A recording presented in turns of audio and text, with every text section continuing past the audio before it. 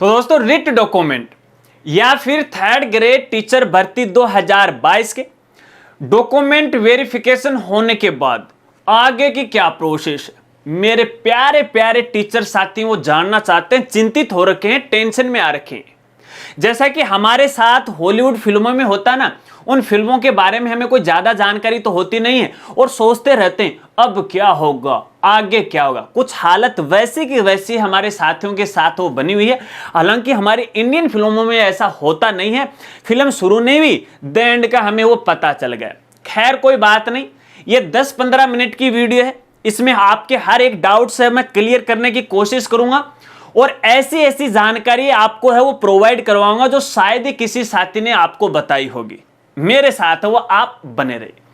नमस्कार साथियों, मैं हूं आपका अपना साथी राज गुरजी और आप देख रहे हैं राज गुरजी एडू यूट्यूब चैनल। तो दोस्तों जैसा कि आप सभी को पता है, लेवल 1 वालों के डॉक्यूमेंट वेरिफिकेशन की प्रोसेस कंप्लीट हो चुकी है और लेवल 2 वालों की अभी तक लास्ट डेट है 5 अगस्त। तो यहां पे सबसे पहले लेवल 2 वाले साथियों के लिए खास जानकारी आपको देना चाहूंगा। देखिए कुछ ऐसे साथी हैं जो डॉक्यूमेंट वेरिफिकेशन के समय है किसी कारण वो एब्सेंट रह गए, तो ऐसे कैंडिडेट को है एक बार फिर से और मौका दिया जाएगा। 5 अगस्त के बाद है इसका नोटिफिकेशन आ जाएगा, तो आप टेंशन है वो मत लीजिएगा।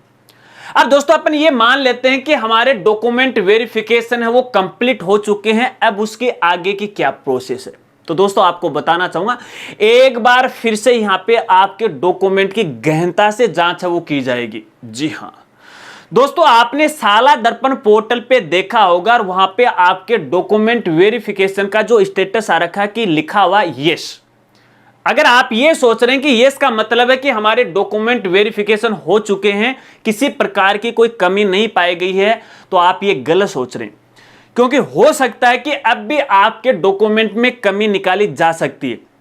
अब कुछ साथी बोलेंगे राजगुरु जी ऐसे कैसे, अब समझिए इसका। दोस्तों जिस समय आपने जिला परिषद के अंदर डॉक्यूमेंट वेरिफिकेशन करवा रहे थे तो खास गहनता से जांच वो वहां पे नहीं की गई थी। अगर किसी दस्तावेज में आपकी कमी मिली है तो एक साधारण सा शपथ पत्र आपसे ले लिया, कोई डिग्री आपके पास नहीं है तो शपथ पत्र आपसे ले लिया और आपके डॉक्यूमेंट वेरिफिकेशन कर दिए। ऐसा करने से मात्र आपके दस्तावेज वेरिफिकेशन नहीं हुए हैं, एक बार फिर से आपके डॉक्यूमेंट का वेरिफिकेशन होना। अब वो कैसे? दोस्तों आपको पता है कि जिस समय आप डॉक्यूमेंट वेरिफिकेशन करवा रहे थे आपसे 2 फाइलें ली गई थी। एक फाइल तो हमेशा के लिए उस जिले के अंदर है वो रहेगी, दूसरी फाइल है वो निदेशालय वो भेजी जाएगी। अब यह निदेशालय लेवल पर भी इसकी गहनता से जांच की जाएगी। जिस समय आपका डॉक्यूमेंट वेरिफिकेशन चल रहा था साथ साथ में जो संबंधित कर्मचारी था वो पोर्टल के ऊपर है आपकी क्वेरी भी डाल रहा था कि ये डॉक्यूमेंट ऐसा है, ये डॉक्यूमेंट ऐसा है, लेकिन किसी ने भी उन डॉक्यूमेंट की गहनता से जांच नहीं की कि ये इसकी जो मार्कशीट है, इसकी डिग्री है वो असली है कि नकली है। अब यहाँ पे सबसे ज्यादा जो गहनता से जांच की जाएगी, एक तो आपके जितने भी एजुकेशनल जो सर्टिफिकेट हैं, जैसे 10th 12th है, कॉलेज है, आपकी जो मार्कशीट है, डिग्री वगैरह वगैरह, वो देखेंगे कि कोई गलत जो यूनिवर्सिटी उसकी तो डिग्री नहीं लेके आ गया, कोई फेक डिग्री तो नहीं लेके आ गया। इसके अलावा यहाँ पे एक जो खेल कोटे वाले जिन्होंने यहाँ पे सर्टिफिकेट लगाया है ना, खेल प्रमाण पत्र लगाया भैया, उसकी बहुत ही गहनता से यहाँ पे जांच होने वाली है। और इसके अलावा यहाँ पे देखिए अगर ओबीसी सर्टिफिकेट है, आपका कास्ट सर्टिफिकेट वगैरह वगैरह है, अगर इनका आपने दस्तावेज दे दिया है तो यहाँ पे कोई दिक्कत नहीं आने वाली है। अब दोस्तों यहाँ पे आपको एक जानकारी देना चाहूंगा, देखिए कहाँ पे आप में कमी निकाली जा सकती है। दोस्तों यदि वेरिफिकेशन के दौरान मान लीजिए आपने कॉलेज लेवल की आपने केवल मार्कशीट जमा करवाई है और डिग्री आपने नहीं जमा करवाई है, तो भैया यहाँ पे आप में कमी निकाली जाएगी, आपकी यहाँ पे नियुक्ति है वो नहीं होने वाली। जी हाँ, ये तो महज एक उदाहरण है। अब आप अपने लेवल पे ये अनुमान लगा लीजिएगा कि दस्तावेज के समय आपने कौन कौन से सब घोषणा है वो दिए थे, कौन से शपथ पत्र दिए थे और कौन कौन से दस्तावेज में क्या कमी निकाली गई थी। अगर दोस्तों यहां पे आपकी डिग्री की बात करें, आपने कोई डिग्री नहीं लगाई है और वहां पे आपने लिखा कि बाद में जमा करवा देंगे, तो भैया यहां पे आप अपनी डिग्री है जल्दी से जल्दी लेकर है वो आ जाएगा और उसके बाद आपको है वो जमा करवानी है। आगे बताऊंगा किस तरह से आपको है वो पता चलेगा, ठीक है। तो ऐसे कुछ दस्तावेज हैं जिनका आपका कोई शपथ पत्र लिया, उनको आप तैयार कर लीजिएगा, ठीक है। अब दोस्तों यहां पे देखिए आपकी जो फाइल है वो जाती है निदेशालय। अब निदेशालय लेवल पे यहाँ पे मान लेते हैं 3 प्रकार से या 3 लेवल की फाइलें तैयार की जाती है। एक तो वो लिस्ट तैयार की जाती है जिसके अंदर किसी भी जो कैंडिडेट है डॉक्यूमेंट में कोई भी कमी नहीं निकाली गई, बिल्कुल फ्रेश A1। दूसरी निकाली जाएगी सूची अपात्र कैंडिडेट की, और तीसरी निकाली जाएगी यहाँ पे डॉक्यूमेंट में कमी पूर्ति की। अब जो अपात्र वाली जो लिस्ट है उसका मतलब है कि वो कैंडिडेट तो यहाँ पे रिजेक्ट हो गए, उनको तो शामिल ही नहीं किया जाएगा। लेकिन फिर भी यहाँ पे पीछे 2 लिस्ट बचती हैं। अब यहाँ पे एक लिस्ट है कमी पूर्ति। यदि आपके दस्तावेज में किसी प्रकार की कोई कमी निकाली जाती है तो एक बार आपको यहाँ पे प्रोविजनल मान लिया जाएगा, वेटिंग में आपको डाल दिया जाएगा और आपको कहा जाएगा कि आपके दस्तावेज में यह कमी है, इस डेट तक है, आप फलानी जगह है, उपस्थित होकर है, व्यक्तिगत है, जमा करवा दीजिएगा। ठीक है। अब दोस्तों यहां पे देखिए ये पूरा का पूरा काम करेगा निदेशालय। अब निदेशालय इन लिस्टों को तैयार करके उसके बाद आपकी जो लिस्ट है वो अपना जो कर्मचारी चयन बोर्ड है ना RSSB, उसके पास है वो भेज देगा। ठीक है। अब कर्मचारी जो बोर्ड है वो आपकी 1% यहाँ पे लिस्ट है वो निकाल देगा। फिलहाल दुगुनी लिस्ट यहाँ पे निकाली ना, वो सिंगल लिस्ट है वो निकाल देगा जिन जिनका यहाँ पे चयन होना है, और कुछ वेटिंग लिस्ट निकालेगा जिनके दस्तावेज में कमी पूर्ति, वो लिस्ट भी आपको यहाँ पे है वो मिल जाएगी, जिसके बारे में है जैसे वो आएगी आगे हम बात करेंगे। ठीक है। अब मान लेते हैं दोस्तों यहाँ पे आपके डॉक्यूमेंट में कोई कमी निकाली जाती है तो फिर उसकी पूर्ति आप कैसे करोगे। जैसे मैंने बताया कि लिस्ट है वो RSSB के द्वारा वो निकाली जाएगी। ठीक है, क्योंकि ये पूरी प्रक्रिया है वो भर्ती बोर्ड करवा रहा है और निदेशालय है ये प्रोसेस है वो उनसे करवा रहा है। ठीक है।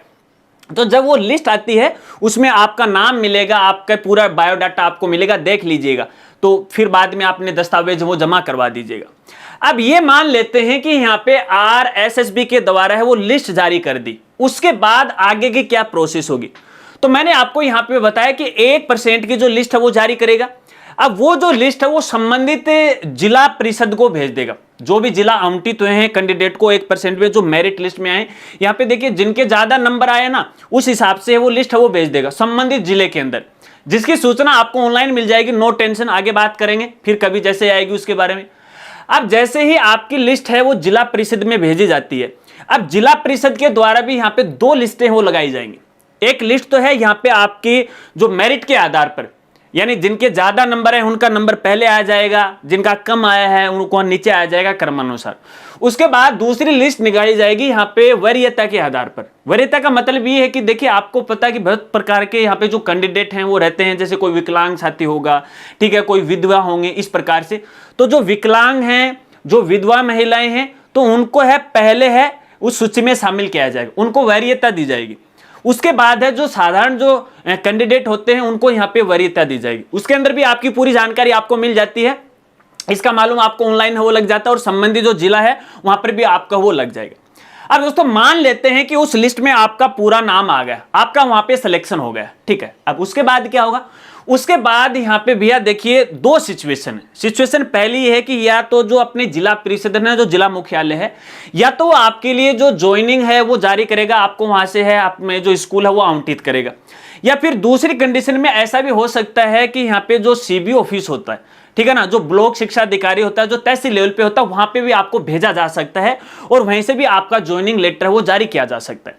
ठीक है ना। ये एक विशेष, जैसे अपन 2021 वाले की बात करें, पहले वाली भर्ती की बात करें, तो उस समय है वो तहसील लेवल पे वो काम हुआ था। तो सिचुएशन बदली जा सकती है, इसकी मैं कोई गारंटी आपको नहीं दूंगा, लेकिन दोनों परिस्थितियां इसके अंदर शामिल है।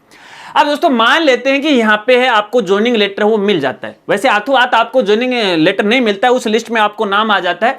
उसके बाद आपको 2-3 दस्तावेज वो तैयार करने, उनका नाम आपको बता देता हूं। पहला दस्तावेज क्या है दोस्तों, पहला दस्तावेज है आपका यहाँ पे है चरित्र प्रमाण पत्र, वो की पुलिस वाला।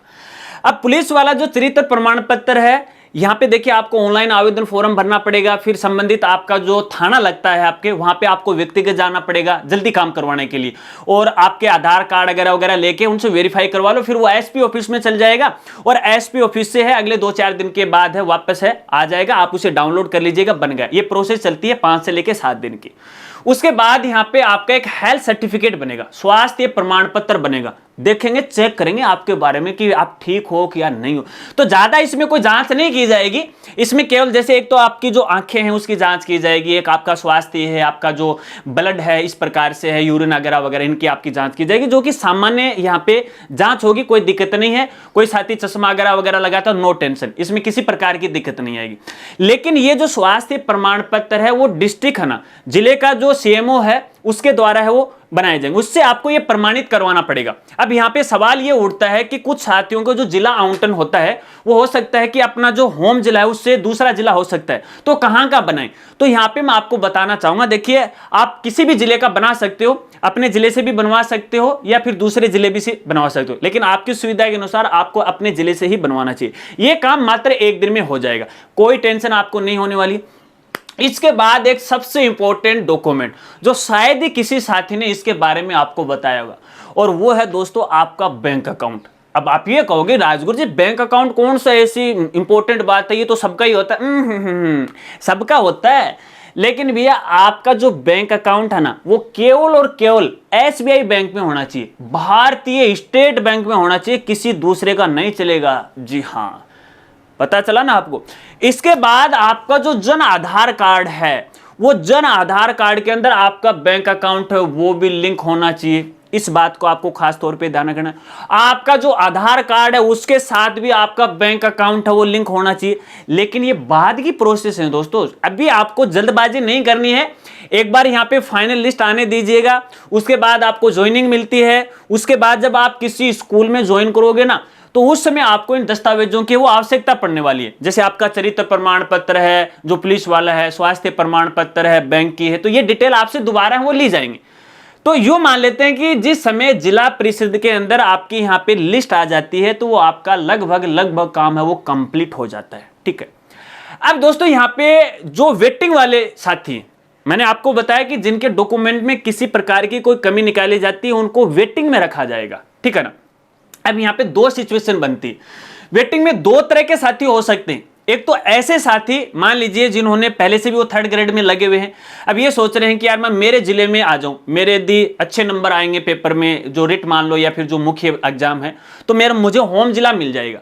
तो हो सकता है कि शायद उनको कम नंबर आए हो, होम जिला नहीं मिले, तो वैसे भी दो आपको पता है कि वो जिला वाइज आपको पता है कितनी पोस्ट हैं या सब्जेक्ट वाइज हैं, तो वैसे भी वो पोस्टें वो खाली रहती हैं, तो इस हिसाब से वो भी वेटिंग में चली जाएंगे।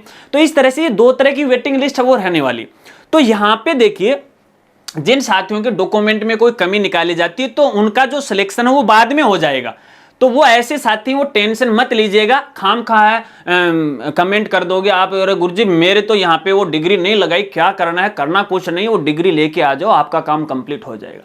लेकिन दोस्तों ऐसा नहीं है कि जैसे मान लीजिए कोई ऐसा कैंडिडेट है जो अदर स्टेट से, मैं जी एक एग्जाम्पल मैं आपको दे रहा हूं, अदर स्टेट से है और उन्होंने क्या किया कि ओबीसी के अंदर आवेदन फॉर्म भर दिया, ठीक है, दस्तावेज वेरिफिकेशन भी हो गई, लेकिन भैया आपको पता है कि अदर स्टेट का जो कैंडिडेट है वो यहां पे आके जनरल में हो जाता है, लेकिन ओबीसी के आधार पे आपका सिलेक्शन होगा और फाइनल जब यहां पे जांच की गई आपके डॉक्यूमेंट की वगैरह वगैरह, तब पता चला कि यार ये तो जनरल कैटेगरी में है, तो आपको इस प्रकार से अपात्र घोषित कर दिया जाएगा। इसके अलावा मान लीजिए आपकी जो भी डिग्रियां हैं, जो भी एजुकेशन क्वालिफिकेशन है, वो 1 जनवरी 2023 तक नहीं होंगी तो आप अपात्र है वो घोषित हो जाओगे। इस बात को आपको खास तौर पे ध्यान रखना। बाकी बस यही प्रोसेस है, इससे आगे कोई ज्यादा प्रोसेस नहीं है। आशा रखता हूं कि शायद आप समझ गए होंगे। अब बहुत सारे हमारे जो प्यारे प्यारे जो क्रिएटर साथी जो मेरी तरह वीडियो बनाते हैं, पता नहीं क्या क्या वो पका रहे हैं, मुझे समझ में नहीं आ रही। कुछ साथियों ने मुझे बार बार मेल किया कि राजगुरु जी आगे की प्रोसेस है वो बता दो।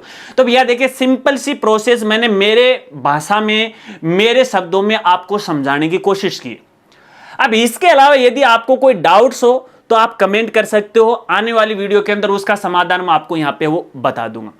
इसके अलावा ये जो पुलिस वेरिफिकेशन वाला है, चरित्र प्रमाण पत्र है या फिर स्वास्थ्य प्रमाण पत्र है, इसके बारे में यदि आप ज्यादा डिटेल से जानना चाहते हो तो ज्यादा से ज्यादा कमेंट कर देना, आपके लिए एक वीडियो जरूर मैं लेकर आऊंगा। लेकिन ये डॉक्यूमेंट बनाने में आपको जल्दबाजी नहीं करनी है। जब आपको जिला आवंटन हो जाए उसके बाद ये प्रोसेस आपको यहां पे करनी है। बाकी और कोई दस्तावेज जिसकी आवश्यकता नहीं पड़ेगी। हां, इतना जरूर है कि यहां पे जिस समय आपकी ज्वाइनिंग हुई उस समय है आपकी जो एजुकेशन क्वालिफिकेशन है, जो भी दस्तावेज आपने लगाए हैं, आपकी जो मेरिट सूची है, वो सारे के सारे जो दस्तावेज है आपसे है वो मांगा जा सकता है।